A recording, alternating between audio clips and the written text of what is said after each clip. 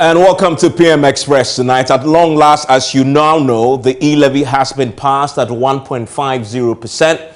And the finance minister is giving the strongest indication yet when you are going to start paying for this, which is from May. So we're expecting that from 1st May, you should be paying 1.50% more when you do electronic transactions. We'll break it down for you shortly. As Nkrumah said, that when we gain our independence, at long last, the battle has ended. Has it really? Tonight on the show, we're going to be delving into the legal hurdles that the E-Levy will have to now overcome, mainly at the Supreme Court, where the 3 members of Parliament have gone now, challenging the legality, the constitutionality of Parliament decision to pass it. I'm going to have a one-on-one conversation with one of the plaintiffs, Mahama Yarega, MP for Boko Central, is my guest tonight on PM Express. But let's break down what Parliament passed yesterday, because there were some amendments, that I need to bring to your attention. One of the first amendments that indeed you now would have noticed, it used to be 1.75%. The finance minister was on the floor yesterday and asked the House to amend that to 1.50%. So that is the first major amendment to the law. The second major amendment is that you may have heard the controversy that erupted over the suggestion that the finance ministry and government were going to hire a private company to now monitor the collection of the E-Levy at a very extortionate amount. Well, that is no longer going to be the case. And so this amendment was introduced yesterday, that the private service providers have been prohibited now from monitoring and evaluating anything that has to do with the E-Levy. So that's where we are with that. So that has been taken out of the bill. And then also, a new clause that has been into the GRA shall submit a quarterly report on the performance to the finance minister on the E-Levy. And we heard today from the GRA, they said to us that they are ready in their systems and they've been doing some work already in anticipation of its passage, and that now that it's happened, they're ready to collect this for the finance ministry and for the government of Ghana. And this clause in the bill now means that the GRA will have to be rendering account to the finance ministry how much you've been collecting on a quarterly basis. Now, the importance of this, and we are now getting some clarity of this, the finance minister needs this quarterly update so that they can monitor whether they are achieving the targets that they set for themselves in terms of how much money they are expecting to make. The finance minister has indicated that if they see that people are avoiding Momo, for example, and shifting to other areas of electronic transaction, this quarterly report will inform the finance minister whether they should make some further amendments, go back to Parliament, make some further amendments to the E-Levy bill so they can retarget, rechannel this particular law that requires that you pay 1.50. So this is very important, in fact, to the process of getting money for the state. So that is why the GRA has been asked to do this quarterly reporting to the government. Now, the finance minister also shall provide an update on the levy in a mid-year budget review. And so we will get a first look at how the E-Levy collection is faring when the finance minister goes to Parliament for the mid-year budget review. So that will give us a very interesting thought on how effective a E-Levy is in meeting the revenue demands that we have. Now, one other key amendment: the cost of collection of the E-Levy shall not exceed 1% of the total amount collected. And this clause now has been withdrawn from what was approved in Parliament.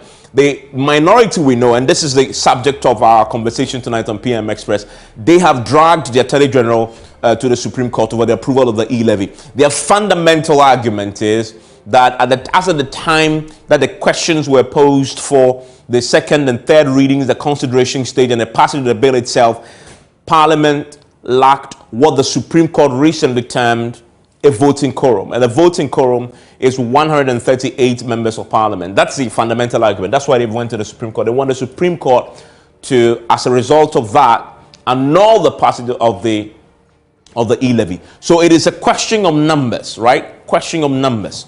We'll come to that. But if you look at and this is a parliamentary parliament vote and proceedings, this is the record of the House. The record of the House says they have present is 166 people. you know, people. In fact, it's 266 people, 266 people. Not this is from what we know, and I'll put that to Mama Yaga very shortly. 266 people in the House, and so were present. And that word, this word, is a very important word. It is found in the constitutional provision 1041, which is it's in controversy. What does present mean, and how would the Supreme Court interpret that? It would be very interesting indeed, because it's 266 is what the official record of Parliament says when it comes to those who were present. And so, was there a quorum or not? Was there a voting quorum? We'll talk about that very shortly. Now, but there's some interesting things I need to point out quickly before we sit down for the conversation.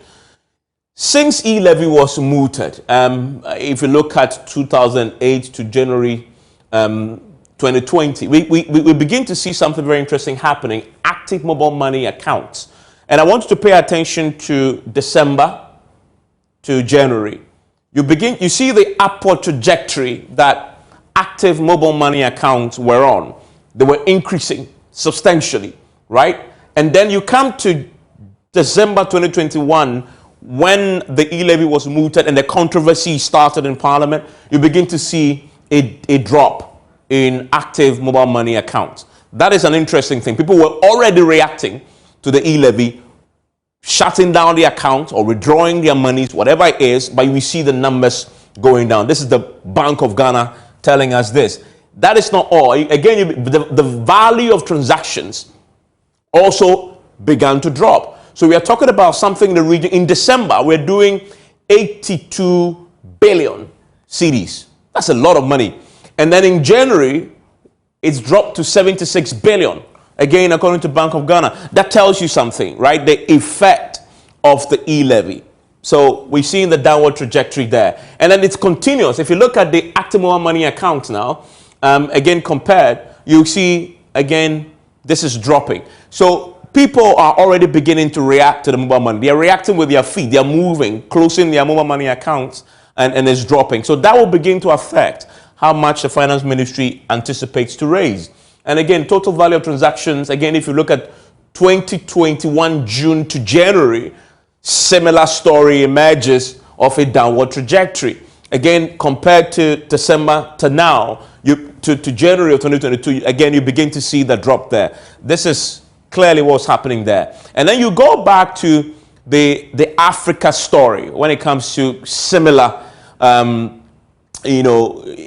levies on the continent. The story shows that it hasn't been consistent, and the sustainability of the policy itself as a tool for revenue generation isn't as great a tool, because you see in Uganda, they started as about 1%. We are 1.5. They started at 1%. After public protest, they decided to bring it down all the way to 0.5%, 50% drop. That is one of the key things to note. Congo, also 1%, replaced with cash outs only. Again, lessons learned there. Cote d'Ivoire, they started 0.5%, withdrawn after public outcry. Malawi, 1%, withdrawn after public outcry. Benin, 5% on Momo operators, implemented under widespread public opposition. But this is interesting on Momo operators. So they were paying not on your cash, but the operators will pay for it. Cameroon, 0.2% is 0.2%. Very low mark there. Many have said in Ghana, start very low and then you increase it incrementally. But it's been passed already. As I've said tonight, it's subject of a Supreme Court action. My guest is joining me for a conversation. And I have with me, also joining me right now, as you can see, is the Chief Executive of the Chamber of Telecom Operators. And I'm delighted to speak to him very quickly before I sit down with Mahama Yarega, who, of course, is a plaintiff in the case at the Supreme Court. Because, as you know, the telcos are so central to implementing this. And as you've heard the Finance Minister say today, the understanding is that in May, this will begin, and the GRA is already working. I just want to ask you, Ken Ashigbe, Chief Executive of the Telcos Chamber. So I wonder, are your members ready to implement this? Well, thank you very much, Evans, and good evening to our viewers. There's been engagement between ourselves and the Ministry of Finance and the GRA, and all of that was predicated of when it is passed. And so we've had a lot of discussions at the technical level. The ministry, the GRA has some technical partners who are also working on creating particular portals to be able to aid this. Today, I've been trying to get a copy of even the final bill that was passed by Parliament to understand fully what actually is what has been passed, so that in terms of the readiness of our teams, we would be able to work on that. In some of the meetings we had, there was supposed to be a phased approach, starting with a very simple one, because we had advised that initially wanting to do this in such a way that it was per person was going to be difficult, because the industry itself is structured, charges are per wallet. And so even if, for example, I know you don't have a mobile money account, but if you take me that have about 3 mobile money accounts on all the networks, you need to find a way of identifying that it's me on all of that. We all know that SIM registration has now been pushed using the Ghana card to the end of July. So until that is done, what we had advised and advocated was that you do it on a per wallet basis to be able to start, because you are going to compute that exemption of the 100 cedis. So we need to see what exactly has been passed and then be able to understand what GRA is going to implement. We have seen a flyer that GRA has done, in government quest to ensure that they are mitigating a lot of things. There are some complexities that have been introduced, and we are looking at it also as a chamber so that we can also prefer some recommendations to government. So there's a bit of uncertainty about what actually we are going to implement, and we hope that our engagement with GRA and all of that, we will be able to understand what it is and then look at what is technically feasible as well, because there are changes, there are settings that would have to be done to be able to do this. If you take the finance minister's word today, then yourselves and the GRA will have 1 month to prepare for implementation in May. Is 1 month enough time, do you reckon, to get ready? Well, it depends on what other changes have been made to the original bill and what exactly we're going to do. And it also depends on what GRA's technical partners have been able to do, because there were 2 elements of it. Because, the exemptions that have been done, you have to be able to speak. If I make a transaction, you need to find out whether I have done my mobile money to mobile money, whether it is to myself or it's to my own account. You need to find out what I have done in bank transfers. You need to find out what I have done so far as POSs are concerned. You need to find out whether some of those transactions I've done is to a Ghana.gov platform, so that you take that out. You need to find out whether those payments I have done is paying some utilities. So there are all of these complexities that are involved in this. And, it's really going to be a tough one. I speak wearing my heart as an engineer to be able to engineer all of those things within a month. And so my recommendation, my advice I had given, in all of this is that we need to start very simply, so that in terms of the configurations that need to be done, we can do that well. Bear in mind, this government requires transactions to go on to be able to generate the revenue. You don't want the situations that because you want to compute the taxes, because you want to find out what exemptions are, then transactions begin to fail. As you pointed out in your intro, already taxation in any element, there's always going to be the elasticity of demand, which would mean that there will be some drop in the beginning before you find it trying to come up based on your reactions and your responses. What you don't want to do is to make it complex and to make the transactions fail. So our advocacy in all of this is that we need to realize the fact that in engineering, you might crash the project, but there's some particular limited number of days in which you need to do your design, do your integration, do your user acceptance test, and make sure that everything is kosher and is working before you go live. So we definitely have to go through the project life cycle to ensure that that can be done. I hear the policymaker talk about 1 month, and I'm hoping that our colleagues, the GRA and also the technical partners especially, would be able to speak truth to authority and say the things that actually can be done.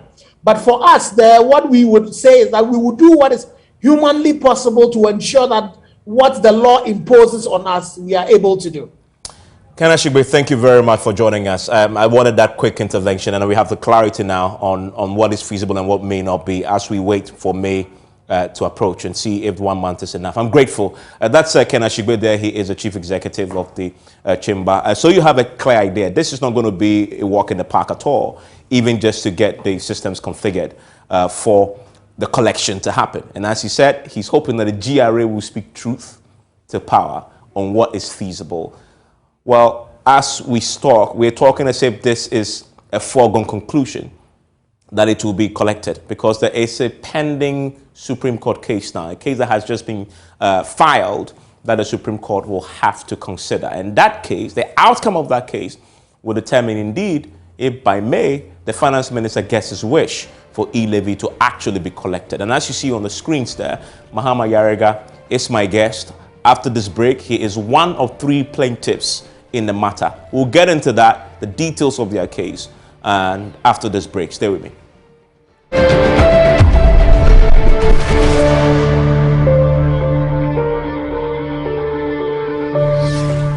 So my guest in the studio with me is one of the plaintiffs in the case filed at the Supreme Court, Mahama Ayariga. He is also the MP for Boku Central. Mahama Ayariga, thank you for your time here on PM Express. Thank you. Great to have you. Thank you. So shortly after the Parliament ended with the passage, you and your colleagues, the minority leader, went to the Supreme Court. Your case is, from what I read, is a very simple one. It boils down to numbers and what the Supreme Court had recently pronounced.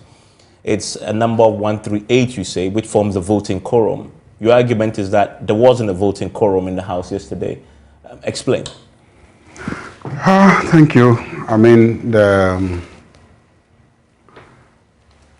yesterday, and you will recall the background, being that we have 275 members of parliament. After the elections, it turned out that NDC won 137 seats, and NPP also won 137 seats, and then one independent member who decided to align with the NPP, making them 138. Now, in the last 1 or 2 months, one of our colleagues, Honorable Member of Parliament for Asin North, Honorable Kwesen, has been embattled in court, from the High Court to the Court of Appeal to the Supreme Court. And as at yesterday, he was still in court. And so the minority side had no guarantee that he could vote. Okay. So he was not in the chamber. He for sure was not in the chamber. On the side of the majority, they had 137 people we knew would be available. Minus Adjosafo. That's why I said 137. The one person that we knew for sure was not there was Honorable Adjosafo, who we knew was in the US. So we knew that at most they could only count on the presence of 137. When we were sure of our 137 members, our best strategy would have been to stay and vote, and then the motion will be lost. Because there will be a tie. Because there will be a tie. And we were 100% sure that the NPP chose to table the vote on E-Levy yesterday because they felt they had succeeded in eliminating one of our MPs, and therefore our number had reduced by 1. And they at least couldn't bring Adjosafo down, they at least had 137 members. And so we said, okay, well, We fought E-Levy, we fought it, we've exchanged blows, we've done everything in this chamber to prevent E-Levy from being passed. And today, yesterday as it stood, it looked like ultimately, if we didn't devise a way, E-Levy will be passed. And the only option that we had to stand in the way of passing E-Levy was to see if we could prevent the NPP from having a quorum. And so because the Supreme Court had recently taken a position that you need 138 present and voting to be able to have a quorum to take a decision. You recall that we had argued earlier on that you will apply the quorum under Article 102 of the Constitution, which says one-third. But the majority had argued earlier on that you needed at least 138, and therefore our conduct of rejecting the budget with a vote of 137 was not right, it was unconstitutional. And then Justice Abilai went to the Supreme Court. The Supreme Court confirmed that yes, it was unconstitutional because we sought to reject the budget with a vote of 137, when the minimum that you need to be able to reject the budget is 138. So we decided, okay, if that is the case, we will withdraw and then leave them in the chamber, and they will be at least 100, at most 137, in which case, following the Supreme Court ruling, they will not be able to pass E-Levy. Okay, so that is you are putting a lot of faith in the Supreme Court saving your strategy. Well, otherwise, I don't know how the Supreme Court is going to decide, because not too long ago, the Supreme Court said to every Ghanaian that you need 138 members of parliament to take a decision. Okay. Ordinary business, you can be whatever number above 1/3, but when it gets to the point of taking a decision, you need to find out whether you have 138 people in the chamber. So you brought up the question of chamber, but the 104, the constitutional provision that you talk about, use the word present. Yeah, present where? Present in the neighborhood? With at least, present in the neighborhood? With at least half of all members of parliament present. Yes, present. Now, present if you... in the chamber. If present in the chamber. But that's the subject to interpretation. Yes, so the Supreme Court should tell us present where? They should tell us if we get up as a minority and say, look, so far as we are concerned, we are not part of this. We are walking out. Okay? We are walking out. We are not going to be part of this process. Count our numbers out of it. We announce that in the chamber, and then we walk out. Remember that when the majority, just a couple of weeks ago, or maybe a couple of months ago, not too long ago, when the majority decided on the day we were voting on the budget, when they decided to walk out, what did the speaker do? He said, I want to find out if we still have a quorum to continue transacting business. And then he counted the minority members in the chamber. We were 137. And then he felt that there was a quorum to continue conducting business, relying on the provisions of Article 102. And he counted us. So we assume that the legal position will be that when we walk out, anybody who wants to transact business will also check whether or not the minority side haven't walked out. There will be more than 137 people, at least 138 people, to be able to conduct business. Yeah, but and don't forget. The Speaker is not a member of Parliament. Somebody needs to raise an objection. That is a procedure, is it not? In the case when the majority walked out, nobody raised an objection. Which of the speakers presided?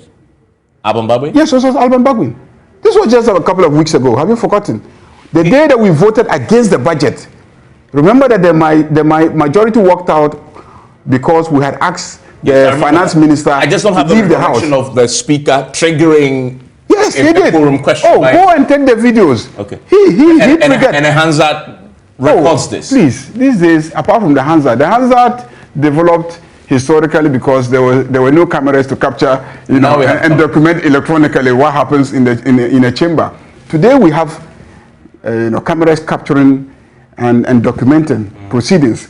Go and check, and you will see that it was the speaker on his own who, after the majority walked out, realized that he needed to convince himself that there was a quorum before he would proceed with business. And ask for a count. And he asked for the count. So you were expecting same to happen yesterday? So we were expecting that since we also had decided to walk out, that he would realize that the minority side is 137. In fact, he said something contrary. On the basis of the Supreme Court decision. Well, yesterday he said something contrary when he was in the chair. When you left, he said clearly that he satisfies himself that the fact that you've left should not stop Parliament from proceeding, and therefore he is going to proceed.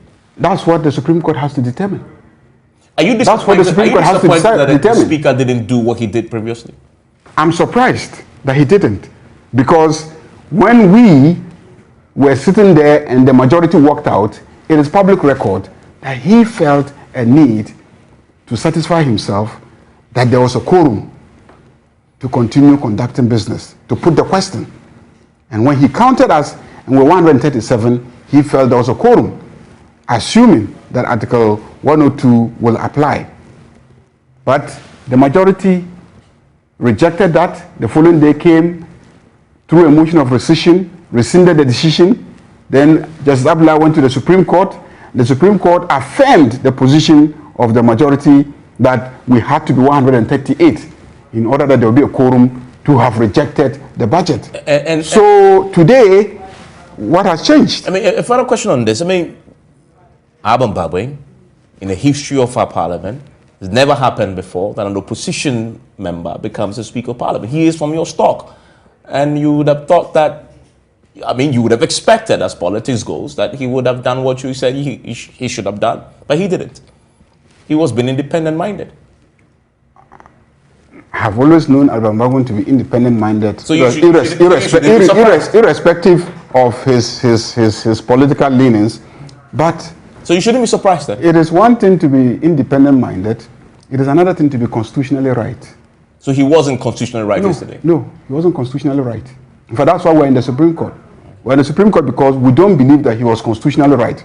Because not too long ago, the Supreme Court told him, Speaker, that you need a quorum of 138. For the records. Before you can take a decision. That's a decision that he expressed public objection to. He objected to that Supreme Court decision, called it in very strong terms an interference in parliamentary work. But he did not go to the Supreme Court to challenge that decision. But he did it. So that is good law. He did not go to the Supreme Court to challenge the decision. So it is good law and remains good law. And he is bound by it. Indeed, he recommended that the plaintiff should go for a review. In that statement, yes. But he himself did not challenge the position in the court. So the court ruling stands. His view about the matter doesn't change the ruling.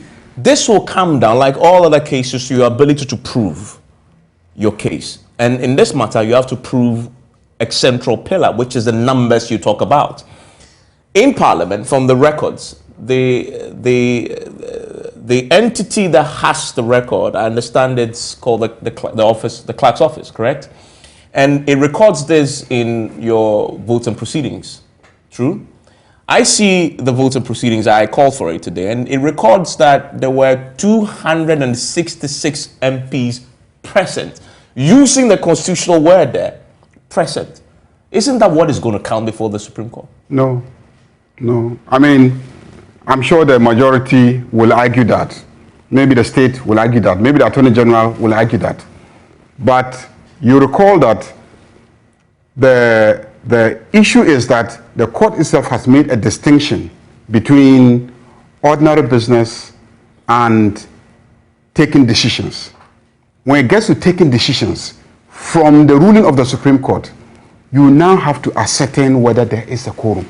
In fact, you, the person presiding, have a responsibility to establish that there is a quorum. To be fair, the Supreme Court didn't say that you have to ascertain. I'm saying, so that is what the Supreme Court will now be asked to determine in this suit. In this suit, the Supreme Court will be asked to tell us, how do you enforce this decision? Because you said that there must be 137 people present. Present. Yeah. Is present when you come and just write, because sometimes we write our names even before the parliament starts sitting. I get to the chamber around 8 o'clock or 9 o'clock, the register is there, I just write my name and I proceed to my office. I may write my name and never enter the chamber. That's what happens. So the fact that I've written my name doesn't mean that I am present. I've only written my name. But in the specific case of yesterday, you were present in the chamber. Yes, we were. But then we walked out and announced our exit. We walked out and announced our exit prior to the decisions being taken. We officially announced our exit and said, look, we are leaving. We will not be part of this. So you were present in the house until the question? Yes, we were present until the question and we walked out. But even after the question, there were still other stages in the process. There was consideration stage where they took all the clauses one after the other. At that time, everybody knew that we were not present. When they took the third reading, everybody knew we were not present. So you cannot pretend that you didn't know that we were not present. No, but it's a question of fact. But at least you admit that your interpretation of present is subjective. And no. The Supreme Court may take a different view what present is. Because present is present. Yeah. Present is present in the chamber at the time when the decision is being taken. Question to ask. How can present mean that this morning I came and wrote my name and said, if just take ordinary board meeting. If an ordinary board meeting says that you need a quorum of 10 to take a decision, then in the process of meeting of 10 members, 3 of them get and say, look, out for me, I'm not going to be part of this. This agenda, I'm not part of it, and walks out. You say, because he was there in the beginning, he is bound by subsequent agendas in which he has said that for this one, I'm not going to be present. So, Mr. So how do you define present, to mean that in the morning I came and wrote my name? No. So question to you is, yes. How do you prove to the court that there were actually less than 138 in the House? Because 137 members of parliament, 137 members of parliament belonging to the minority walked out. 136 walked out. The videos have evidence of that. So you produce the videos as evidence? Of course. But produce the videos as evidence. But the videos not enough because it's about counting individually, right? 100. You have to produce the actual count 100 when you left. 136 of us walked out. There's evidence. Now we're saying that at most, what number was left could not have been more than 137 because we know, as a matter of fact, that Honorable Adjo Safo is not in the country. It's not what you know, it's what you outside the country. Yeah, we'll prove that also. How? Because we have videos also of the majority side as they sat there and they can be counted. So you show the video and count? Yes, we show the video and count. But that will be inconclusive because what if at the time one of your members has sneaked in to pick something after that moment? The videos will show that none of our members sneaked in to pick anything. The videos will show that none of our members sneaked in and picked anything. No, this is a question of fact. Yes, you say you left. It's a question of fact. But if one person forgot and came in at that time, the question was... And no person forgot and came in.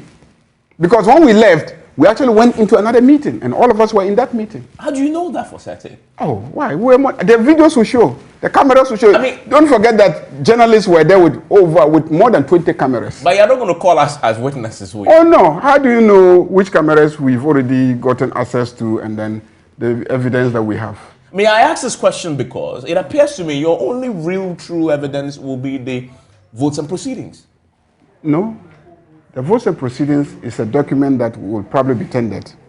And even there, and that will show 266 people present. And even there, tomorrow morning, we'll correct the votes and proceedings because today, what we saw in the votes and proceedings had many errors about who was present, who was absent. But because the president was going to deliver the State of the Nation address, the Speaker decided that we will not do correction of votes and proceedings. So all those wrongful information being bandied around that, oh, this number of NDC members were absent, etc., is not true. And tomorrow, when we correct the votes and proceedings, you will see. But the real thing is that our contention is that votes and proceedings cannot now, and not even votes and proceedings, the votes and proceedings are based on attendance register, okay? And our argument is that henceforth, based on the ruling of the Supreme Court, it means that anytime it is decision time, the person presiding must establish that he has a quorum, okay? Now people talk about there's a presumption of regularity, and therefore this, yes. But this is the second time I've heard you say that based on the Supreme Court ruling, yes, the person presiding might determine there's a quorum. Yes. The Supreme Court ruling doesn't say that. The Supreme Court says that there must be 138 people present. In fact, it doesn't actually say 130, it says half. Yes, half. And the same Supreme Court went ahead and said that because we are 275, so at least half means 138. The president that. Present, yes. I mean, present. And so there's a question. Let's come to the point that you touched on there. Presumption of regularity. Yes. You are members of Parliament first. And Parliament is a master of its own rules. In fact, if you read the Supreme Court verdict, it says that if it had to do with procedure, the case before him in the Abdullahi case, if it all had to do with procedure, they wouldn't have ventured there. But because it had to do with the Constitution, of course, then their authority has been rightfully triggered. But members of Parliament, for procedure is yours. The procedure in Parliament says if you really believe an action on the floor was unconstitutional or not according to parliamentary procedure, you have processes like file a motion for rescission, which is what the majority side did when they disagree with you about the procedure in rejecting the budget. Why haven't you done that and run to the Supreme Court instead? It's very simple. Very simple. The Supreme Court said that what is supreme is the Constitution, not the standing orders. And that was why even when they found a standing order to be in conflict with the Constitution, they struck it out as being unconstitutional. So the Supreme Court says that when anybody violates the Constitution under Article 2, come to us for a remedy. And we're saying that Article 104.1 has been violated. And the Supreme Court interpreted Article 104.1. So the proper place to go to is the Supreme Court, not Parliament. Parliament doesn't interpret the Constitution. Parliament may participate in enforcing the Constitution, but the ultimate authority to enforce the Constitution is vested in the Supreme Court. So that's why we are there. If it was a standing order or just an ordinary decision of the Speaker or a decision of the House that doesn't border on constitutionality, the proper place would have been to go for a motion for rescission. But this is an enforcement of a provision of the Constitution that has just been recently interpreted, and we see it being violated. So we're going back to the Supreme Court and say, look, you recently said that to take a decision, there must be 138 people present. We have evidence to show that it was decision time and we didn't have 138 people present and a decision was being taken and the process went through. Can you tell us what should be the necessary implication? So you want the Supreme Court to annul the decision? Yes, it has to. The Supreme Court has to annul the decision.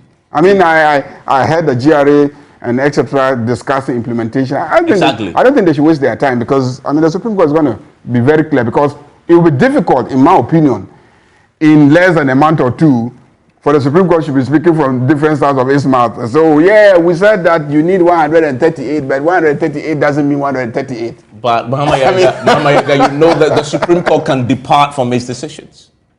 And say that 138 has to come down. No, I'm just stating what I like. First of all, the panel that sat on this may not be the same panel that looks into this matter, and they may come to a different conclusion. Really? As I've said, the question of present. If this panel doesn't sit, they wouldn't get enough judges to sit to constitute the new panel. so I'm very sure that in any case, some of the members of the old panel will be there. And the Supreme Court itself is an institution that must also establish a reputation for itself.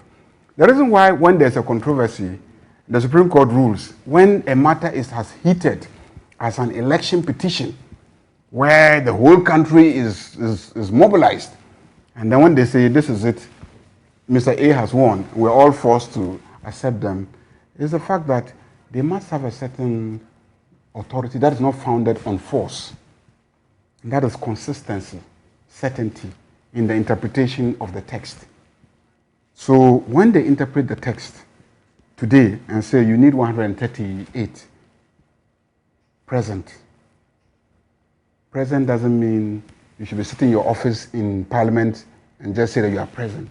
You don't come and write your name and then walk away and say you are present. So if I come and write my name in the morning and I go somewhere and there's even evidence that I left, my flight to Boku was 10 a.m. or 11 a.m. I came to Parliament Road. I continued to Boku. I didn't even sit in the chamber. I didn't even sit. And then there was a decision taken at 4 p.m. And there's clear evidence that I was not in the chamber at the time that that decision was being taken. Because I came and wrote my name in the morning, then I was present at 4 p.m. when that decision was being taken. Oh, hey, this is common sense. So I'm waiting to see how the Supreme Court is going to say that 138 present means 138 present, in Osu, around the precincts of Parliament, and not in the chamber of Parliament, not on your seat. Because if you read Article 101 of the Constitution that deals with being a member of Parliament, it says, take your seat. So taking your seat is the operative word. Being on your seat is the operative word. That is what shows that you are present. If you're not on your seat, you are not present. I mean, this is one of those cases that the time factor will come to play.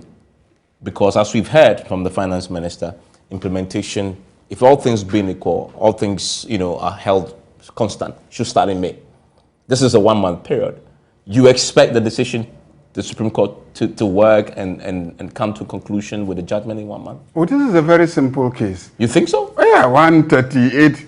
You a few weeks ago said, you need 138.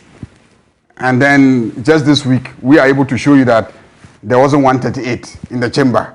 Why should that take you longer than a month to take a decision? So you're expecting this to be decided in less than a month? Well, I mean, the only issue is the processes of filing a statement of case, filing a response, which comes with its own and timeline, etc. And we come with its own timeline. That is in the rules of procedure of the Supreme Court. So that, aside, I'm sure an expeditious judgment can be given. But then, I mean, the president should know that once we have filed this, he should be careful about signing it into law, and the implementers should be careful about implementing it. Why should they? You haven't filed a stay of execution. You don't know what we'll file tomorrow. But why haven't you? But that should have been the first thing you should have filed. Who said that? Why didn't you file a stay of execution? No, who even told? We haven't even filed our statement of case. We filed a writ early this morning because we needed to go to court immediately. But then we realized that between yesterday when we took the decision to go to court and this morning when we intend to file, we couldn't have finished our statement of case. So you don't know what else we're going to file. So especially since they say they will start implementation in May. We have a lot of time. You don't have. We have the whole of April. We have the whole of April to decide that we are filing stay of execution. Okay. To stop them from implementing the law. Okay. So, but we have the whole of April to take that decision. So the question: will you file a stay of execution? I don't take the decision alone. I mean, you just asked me the question. I don't take the decision alone. I don't think I have the authority of my side to announce that here. It doesn't appear to me. But it's an option that is available to us. It doesn't appear that has been discussed, has it? A stay. Don't worry. The most important thing is that we are in the Supreme Court. Because when you file, it has to be heard. I'm saying that we are in the... That also takes time. We are in the Supreme Court. We are contesting the constitutionality of what happened yesterday. We are convinced that we are on firm legal grounds. Because I'm sure if you just walk out on the streets and ask any ordinary person who has been following the news, they will say, oh yeah, we heard the Supreme Court say you need 138 people to have a quorum. You made a point. So you expect the president to stay his signature? I mean, he's a very senior lawyer. He's litigated before the Supreme Court several times. He's a renowned, Supreme Court advocate. He knows what it means. I mean, once we've gone to challenge the process in the Supreme Court, and I mean, clearly there is something there. It's not as if we just went to the Supreme Court on the basis of nothing. I mean, it's clear that the Supreme Court said you need 138 present before you can take a decision. Everybody knows that. And he would know that if all the minority members walked out and there are 136, and he knows that Ajosafo is not in the country, so his side is 137. I'm curious how you're going to prove that. Oh, because this is there are matters that are common knowledge, and the courts take take note of that because everybody knows that Ajosafo. That doesn't work. You can't go to court and say everybody knows he wasn't there. But we have the videos. We have the videos of tomorrow, for instance. We are going to do a correction of votes and proceedings. All those who were there yesterday, they will correct the records that they were there. Yeah, so all those who were not there will not correct the records. So whatever happens tomorrow, okay, by the end of tomorrow, it will be established in terms of the records. Who was there, whether Ajosafo was there or not. But tomorrow, the records will show that. Well, I mean, we asked that question already, but then that will come down to those present, and then that debate will come up again. The records will show. Because in terms of present, what we are saying is that you can come and register. Yeah, we've had that argument. And then walk away. Yeah. And at the decision time, you actually will not be present. True. Okay? You've made that argument. But then, in the case of somebody like Ajosafo, she's not even in the country to have come to register. At all. So tomorrow, when we're even correcting the records, she will not be there to correct the records. One of your former colleagues, Inusa Fuseni, who chaired the Constitutional Legal Affairs Committee, today spoke to us and said he disagreed with your approach and said you should have left one person on the floor to raise the quorum question. Because in fact, in the last couple of weeks, Roxanne Dafia-Mekbo had cause to, referencing the Supreme Court judgment, raise the question of quorum and has succeeded on the floor, stopping the Speaker from proceeding to consider a very important loan agreement. And one point, the Speaker was forced to, and this even happened to the first Deputy Speaker of Parliament, who is an MPP man, to adjourn the House to the next day. Why didn't you adopt that option, that strategic option?